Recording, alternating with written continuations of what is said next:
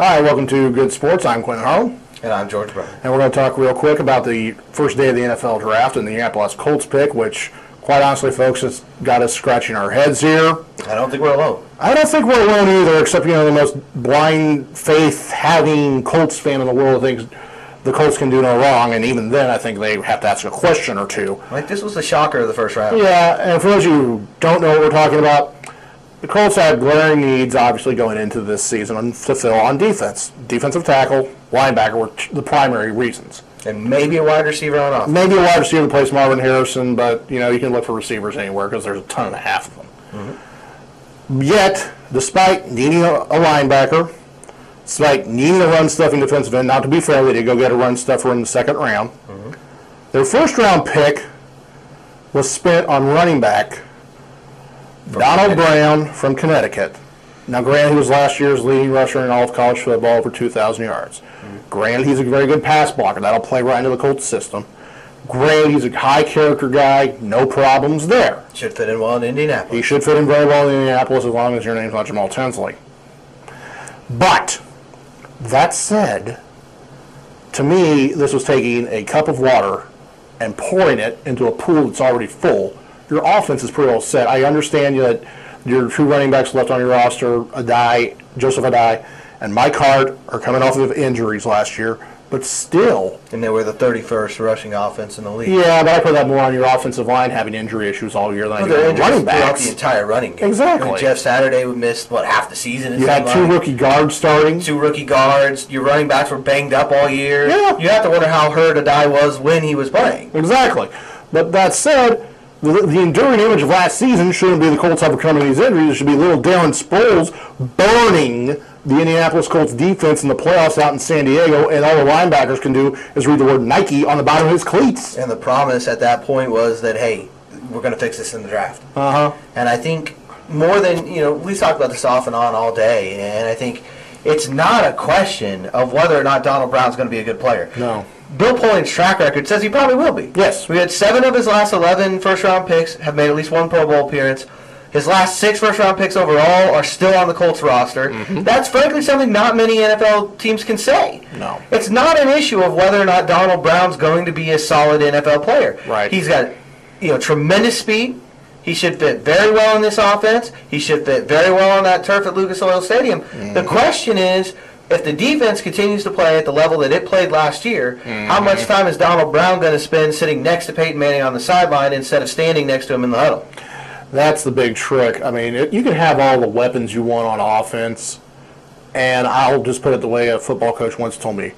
If we can keep scoring, we might win. But if we can stop the other team from scoring, there's no way we can lose. We'll definitely win. And, the Colts offense is going to put up points. Absolutely. They've got Peyton Manning. Exactly. To be fair, though, Reggie Miller didn't make every last-second jumper the Pacers asked him to make to win a ball game.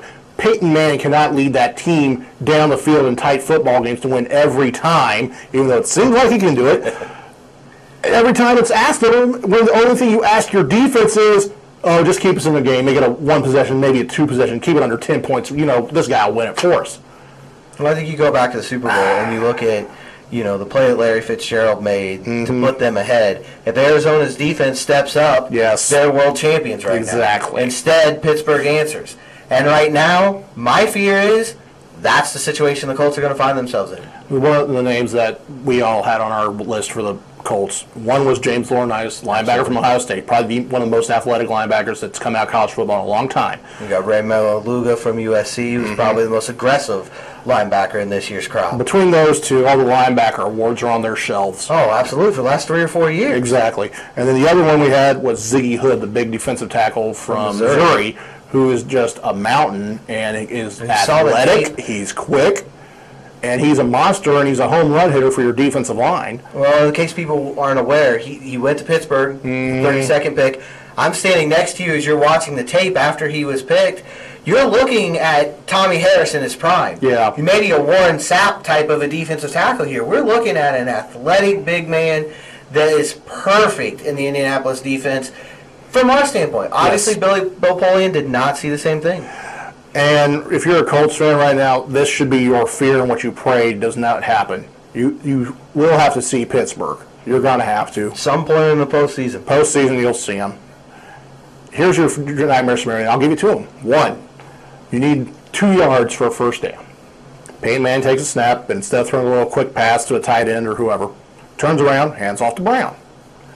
And Mr. Hood blows through the offensive line and drops him for a 3-yard loss. Colts either turn the ball over on downs or they have to punt the ball back to Pittsburgh, and then your defense is on the field. Mm-hmm. Your other fear is this guy makes your offensive line look like Swiss cheese again and puts Peyton Manning on his back.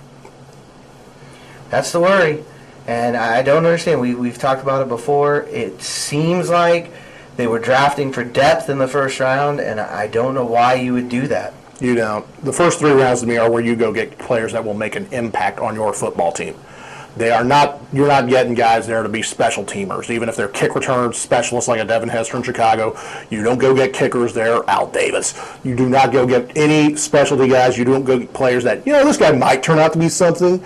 If you do that with probably the most critical position that people don't think about. That's the offensive line. You don't do it with skills position. You don't do it with your defense. You add quality home run caliber players. And they had 3 guys that I really felt like would have been a home run choice there. Mm-hmm. And those 3 guys now, Hood's going to be in Pittsburgh. Yep. Laurinaitis is going to be in St. Louis. And Maluga is going to be down in Cincinnati. And you just have to hope that somehow Polian's worked his magic again. Yeah. I think that's all we can say on that one. So I'm Quintin Harlan. He's George Bremer. We'll see you next time. Thanks for watching.